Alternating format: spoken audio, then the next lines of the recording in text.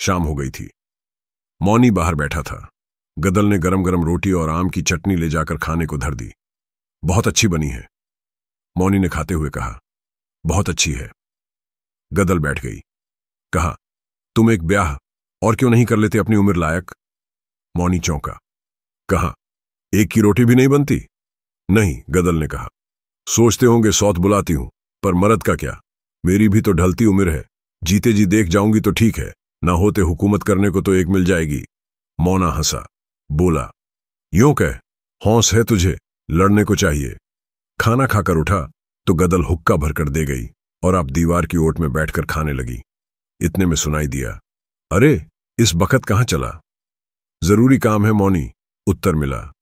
पेशकार साहब ने बुलवाया है। गदल ने पहचाना, उसी के गांव का तो था, घोटिया मैना का चंदा गिर्राज ग्वारियां। जरूर पेशकार की गाय की चराने की बात होगी। अरे तो रात को जा रहा है, मौनी ने कहा। ले चिलम तो पीता जा। आकर्षण ने रोका। गिर्राज बैठ गया। गदल ने दूसरी रोटी उठाई, कौर मुंह में रखा। तुमने सुना? गिर्राज ने कहा और दम खींचा। क्या? मौनी ने पूछा। गदल का देवर दौड़ी मर गया। गदल का मुंह रुक गया। जल्दी से लौटे के पानी के संग कौर निगला और सुनने लगी। कलेजा मुंह को आने लगा। कैसे मर गया? मौनी ने कहा। वह तो भला चंगा था। ठंड लग गई, रात उघाड़ा रह गया। गदल द्वार पर दिखाई दी। कहा, गिर्राज। काकी? गिर्राज ने कहा। सच, मरते वक्त उसके मुंह से तुम्हारा नाम खड़ा था, काकी। बेचारा बड़ा भला मानस था। गदल स्तब्ध खड़ी रही। गिर्राज चला गया।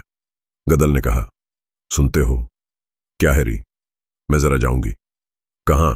वह आतंकित हुआ। वहीं। क्यों? देवर मर गया है ना। देवर?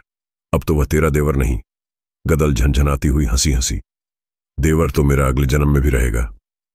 वही न मुझे रूखाई दिखाता तो क्या ये पांव कटे बिना उस देहरी से बाहर निकल सकते थे? उसने मुझसे मन फेरा, मैंने उससे। मैंने ऐसा बदला लिया उससे। कहते कहते वह कठोर हो गई। तू नहीं जा सकती, मौनी ने कहा। क्यों?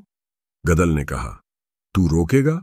अरे मेरे खास पेट के जाए मुझे रोक ना पाए। अब क्या है, जिसे नीचा दिखाना चाहती थी वही न रहा, और तू मुझे रोकने वाला है कौन? अपने मन से आई थी। रहूंगी, नहीं रहूंगी। कौन तूने मेरा मोल दिया है? इतना बोल तो भी लिया तू। जो होता मेरे उस घर में तो जीभ खड़वा लेती तेरी। अरे चल चल।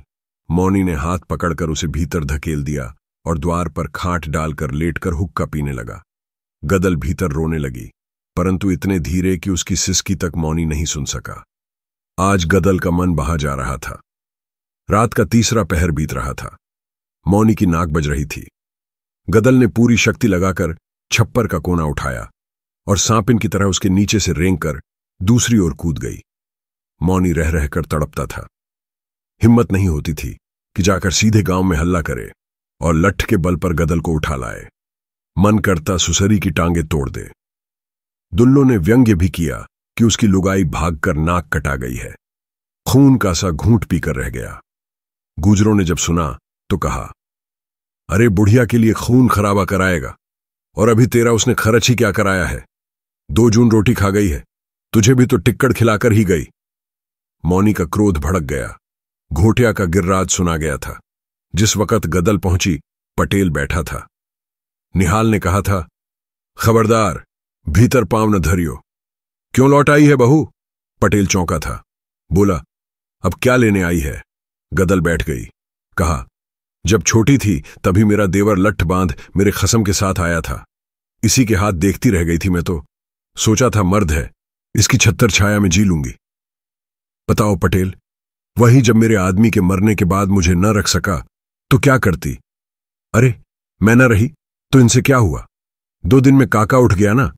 इनके सहारे मैं रहती तो क्या होता? पटेल ने कहा, पर तूने बेटा बेटी की उम्र न देखी बहू। ठीक है, गदल ने कहा।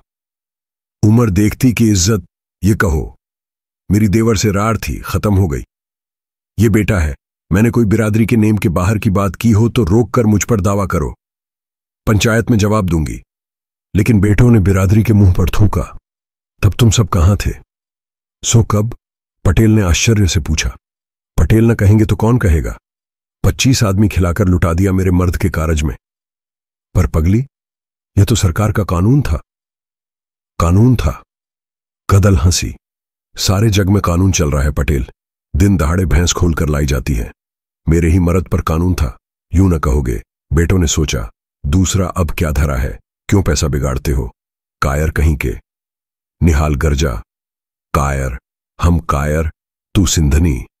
हां, मैं सिंधनी। गदल तड़पी। बोल, तुझ में है हिम्मत, बोल। वह भी चिल्लाया, जा बिरादरी कारज में न्योता दे काका के।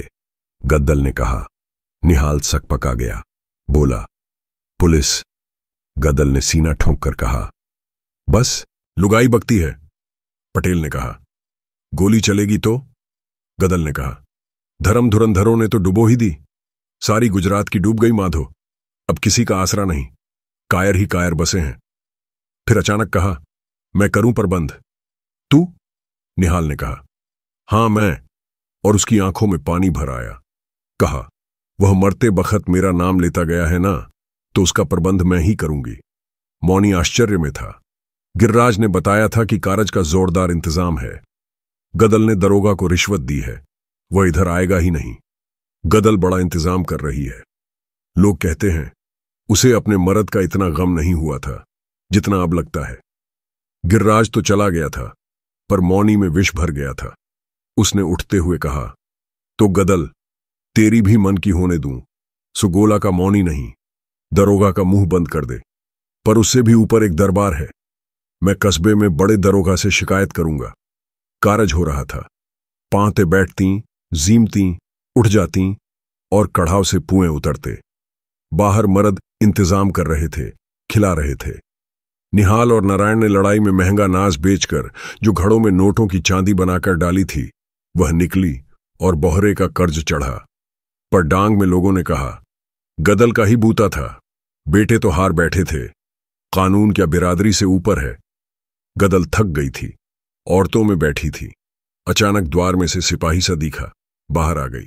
निहाल सिर झुकाए खड़ा था। क्या बात है दीवान जी? गदल ने बढ़कर पूछा। स्त्री का बढ़कर पूछना देख दीवान सकपका गया। निहाल ने कहा, कहते हैं कारज रोक दो। सो कैसे? गदल चौंकी। दरोगा जी ने कहा है। दीवान जी ने नम्र उत्तर दिया। क्यों? उनसे पूछकर ही तो किया जा रहा है। उसका स्पष्ट संकेत था कि रिश्वत दी जा चुकी है।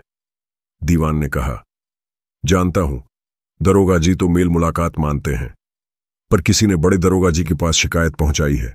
दरोगा जी को आना ही पड़ेगा। इसी से उन्होंने कहला भेजा है कि भीड़ छांट दो, वरना कानूनी कार्रवाई करनी पड़ेगी।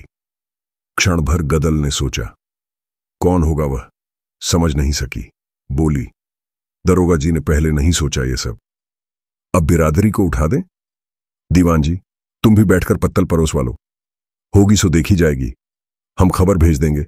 दरोगा आते ही क्यों हैं? वे तो राजा है। दीवान जी ने कहा, सरकारी नौकरी है, चली जाएगी, आना ही होगा उन्हें। तो आने दो, गदल ने चुपते स्वर से कहा। सब गिरफ्तार कर लिए जाएंगे, समझी? राज से टक्कर लेने की कोशिश न करो। अरे तो क्या राज बिरादरी से ऊपर है? गदल ने तमक कर कहा। राज के पीसे तो आज तक पिसे हैं, पर राज के लिए धर्म नहीं छोड़ देंगे। तुम सुन लो, तुम धर्म छीन लो तो हमें जीना हराम है। गदल के पांव के धमाके से धरती चल गई।